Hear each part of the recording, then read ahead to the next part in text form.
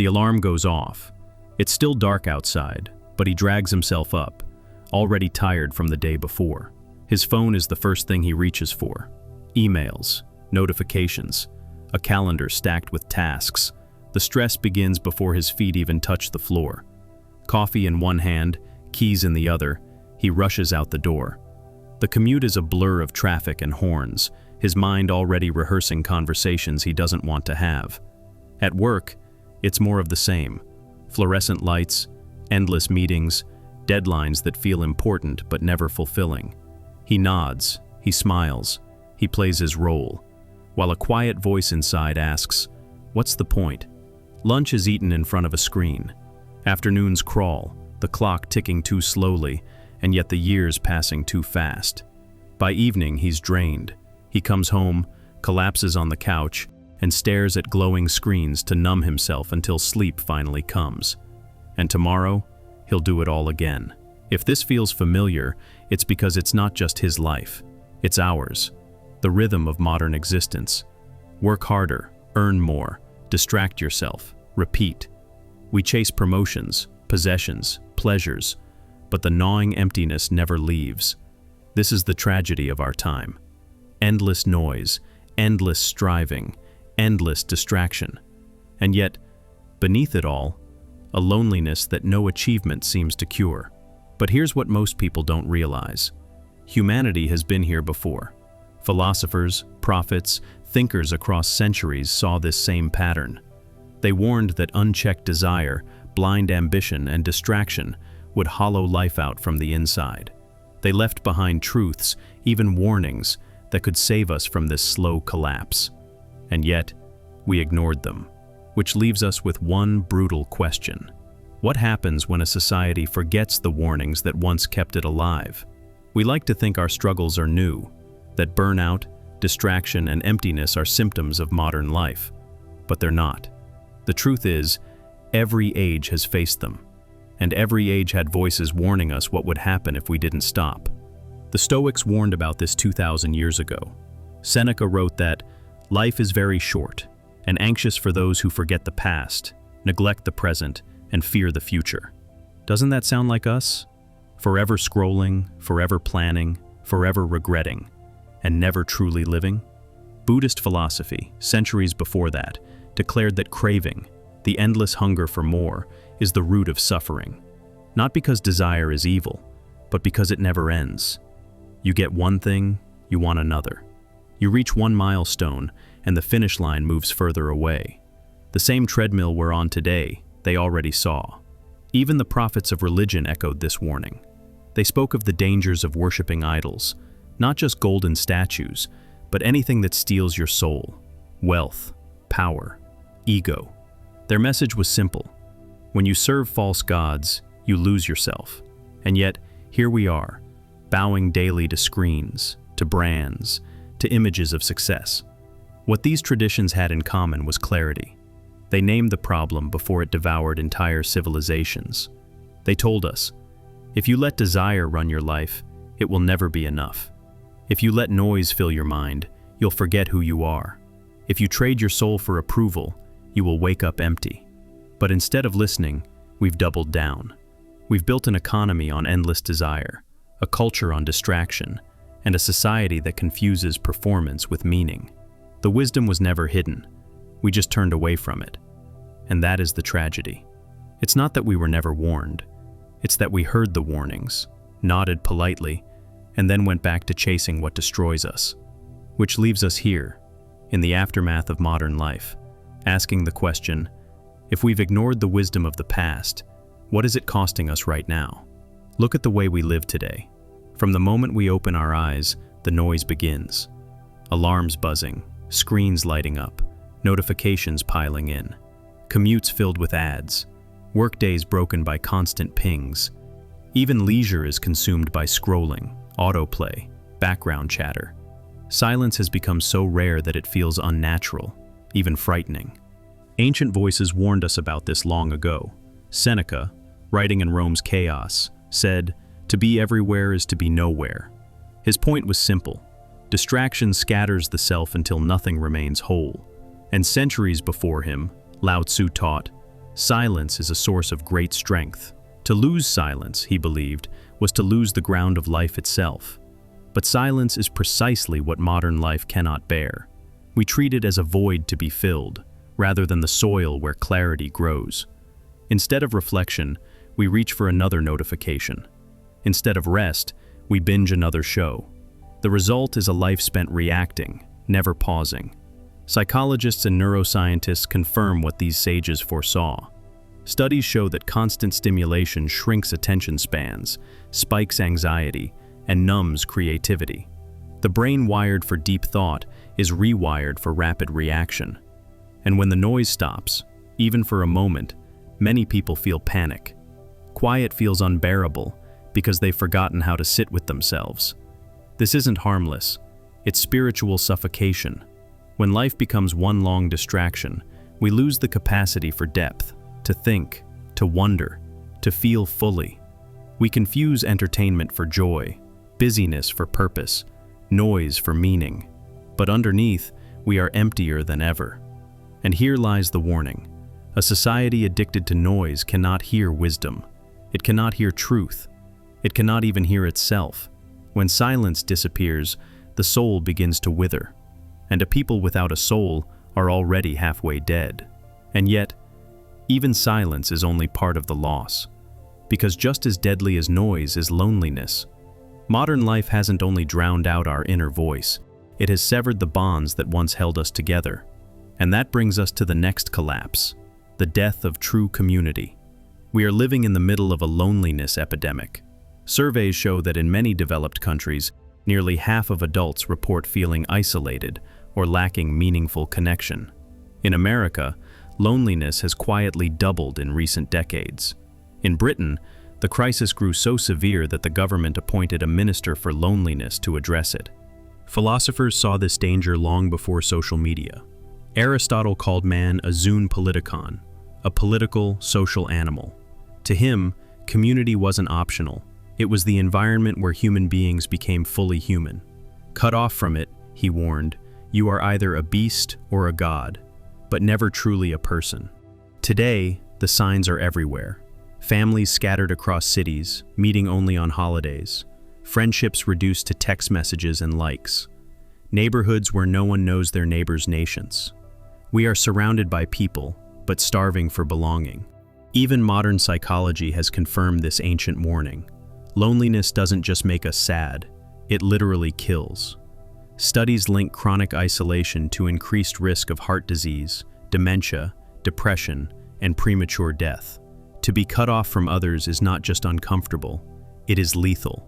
And yet, the culture tells us to chase independence at all costs, to build careers before families, to prioritize productivity over relationships, to measure life by what we own rather than who we belong to. But a society of isolated individuals is already a society in collapse. Because without trust, there is no foundation left to hold it together. Which is why loneliness today is more than a private ache. It is a public crisis. A dying community is a dying civilization. And history is clear. No empire, no culture, no nation has ever survived long after its people stopped seeing themselves as part of one another. And this brings us to the next idol modern life bows to, the endless hunger for more. Because when belonging disappears, consumption rushes in to fill the void. Look around. Everything in modern culture whispers the same. Command, upgrade, expand, acquire.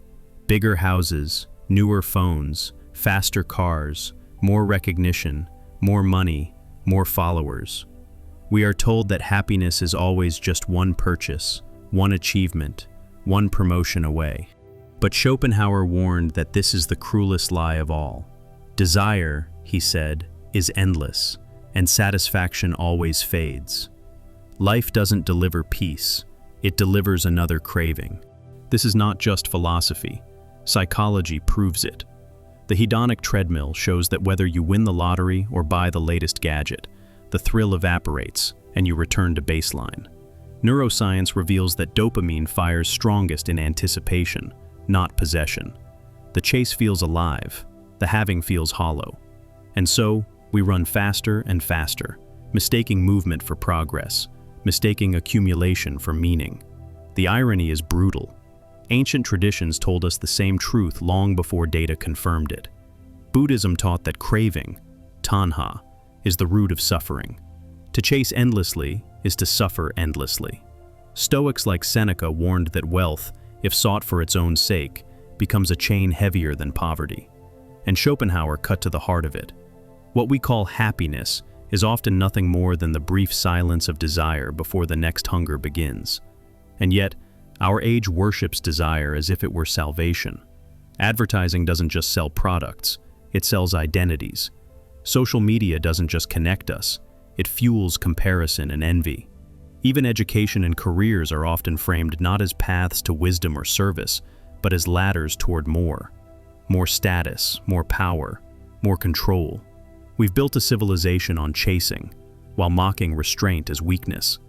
But here's the warning. A culture that worships more is a culture that can never have enough. And when enough becomes impossible, disappointment becomes inevitable. Loneliness grows, trust erodes, and meaning collapses under the weight of endless craving. So the question lingers. If desire cannot be satisfied, what else has modern life betrayed? The answer lies not just in what we chase, but in what we teach. Because the next failure isn't only in our desires, it's in the very way we've shaped education and culture itself. Modern culture, too, betrays us. But its betrayal isn't only about consumption, it's about control. It sells us not just dreams of success, but scripts of behavior. Stay in line, don't question, don't disrupt. From childhood onward, we are quietly trained to obey. Schools reward silence over curiosity. The child who memorizes and complies is praised, while the one who challenges, doubts, or dares to ask why is labeled disruptive. Workplaces continue the lesson. Team players are promoted, even when they bury their own convictions. Families, often with good intentions, tell children not to make a scene. By adulthood, the script is ingrained. Fit in, don't speak up, avoid rocking the boat. Philosopher John Stuart Mill warned of this in the 19th century. He called it the tyranny of the majority. Society doesn't only silence through laws, it silences through opinion. You don't need a dictator when you have peer pressure. You don't need chains when you have the fear of disapproval. In such a culture, individuality isn't crushed by violence, it dissolves under the weight of conformity. And so education doesn't prepare us for wisdom, it prepares us for obedience. Culture doesn't shape us into seekers of truth, it shapes us into performers of safety. The result is a generation that may be brilliant at solving equations, writing code, or scaling businesses, but lost when it comes to questions of virtue, purpose, or meaning. Nietzsche saw this coming. He warned of the last man, a creature who avoids risk, craves comfort, and congratulates himself for being safe. Today, that prophecy feels eerily close. People who can follow rules flawlessly, but have no compass when the rules themselves are corrupt. People who chase credentials and achievements, yet feel hollow when asked, "What do you live for?" This is the quiet betrayal of culture. It conditions us to fear truth more than failure, to seek approval more than wisdom, and in doing so, it ensures that when the time comes to stand apart, most will remain seated. And when too many remain seated, the cost is never just personal, it becomes civilizational. Societies don't collapse only from foreign enemies, they collapse from within when they ignore their own warnings. History makes this painfully clear. Its whispers are always there, but we rarely listen. And when we don't, collapse follows. Look back at Rome. Its citizens traded discipline for decadence, bread and circus. Voices of caution, philosophers, statesmen, reformers, were drowned out by indulgence. The empire crumbled not because of one battle, but because it ignored its own decay. Or consider Weimar Germany. In the years before Hitler's rise, artists, writers, and intellectuals warned of chaos brewing in the streets. But most people looked away, numbed by distraction, paralyzed by fear. Silence let extremists fill the void, and we know the cost that followed. These echoes aren't distant history, they are mirrors. Every age believes itself too advanced, too sophisticated to collapse. Rome thought so. Weimar thought so. We think so now. Philosopher Plato warned of this exact blindness. In the Republic, he described how societies that abandon philosophy and virtue don't simply decline, they rot from the inside. People start choosing leaders not for wisdom but for charm, wealth, or entertainment. And when wisdom is forgotten, fools and tyrants take the stage. Doesn't that sound uncomfortably familiar? A world where loud voices drown out thoughtful ones, where fear and comfort are sold in place of truth, where leaders perform but rarely lead. And the pattern repeats because, as Kierkegaard noted, life can only be understood backwards, but it must be lived forwards. By the time societies realize they've ignored the warnings, it's already too late. The warning signs are everywhere today. Hyper-consumerism that eats the planet alive, political polarization that tears communities apart, a culture so addicted to distraction that most people can't sit quietly with their own thoughts for 5 minutes. These aren't glitches, they're symptoms of forgetting. And yet, what makes collapse inevitable is not the danger itself, it's the refusal to face it. The philosophers, the poets, the prophets of every age gave us tools to endure, but we've traded them for noise, speed, and shallow comfort. So the question presses in, if ignoring wisdom has toppled civilizations before, what chance do we have now, in a world faster, louder, and more fragile than ever? Which brings us to the final turn, the way back. Because if history shows us the cost of forgetting, it also points to the path we must remember. The answers aren't hidden in some new technology or future breakthrough. They're old, ancient even. The truths that once held societies together are the very ones we've buried beneath noise, speed, and shallow comfort. The first is silence.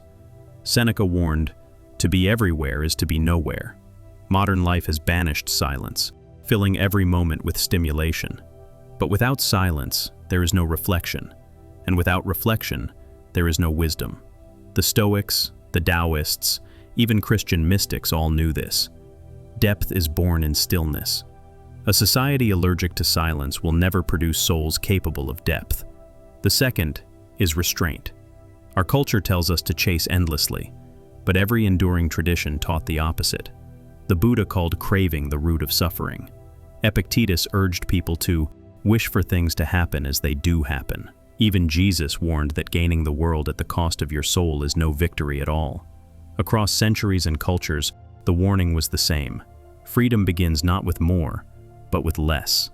Without restraint, desire consumes us, and with it, entire civilizations. The third is community. Aristotle declared that man is by nature a political animal. Humans were meant to live together, to shape each other through dialogue, friendship, and shared responsibility. But modern life fragments us. Families scattered, friendships reduced to texts, neighbors turned into strangers. Loneliness spreads like a plague, leaving us isolated in a world more connected than ever. No society can survive that kind of fracture.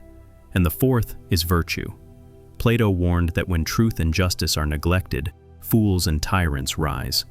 Marcus Aurelius reminded himself daily to act with justice, honesty, and courage, not as lofty ideals, but as survival strategies. A people who trade virtue for comfort or cowardice will soon find themselves ruled by their worst instincts. These aren't quick fixes, they're anchors, the foundations we abandoned. Without them, collapse isn't just possible, it's inevitable. But if we reclaim them, even imperfectly, silence, restraint, community, and virtue can still steady us. They may not erase suffering or guarantee peace, but they give us something modern life has stolen: the strength to endure and the clarity to rebuild. So the question turns to you. Do you believe we can reclaim these forgotten truths in time? Or is the warning already too late? Share your thoughts in the comments. Your perspective might be the spark someone else needs to wake up, to pause, to reconsider what really matters. And if this reflection stirred something in you, subscribe and turn on notifications. Because what we explore here isn't just philosophy, it's survival. And survival begins not with comfort, but with truth.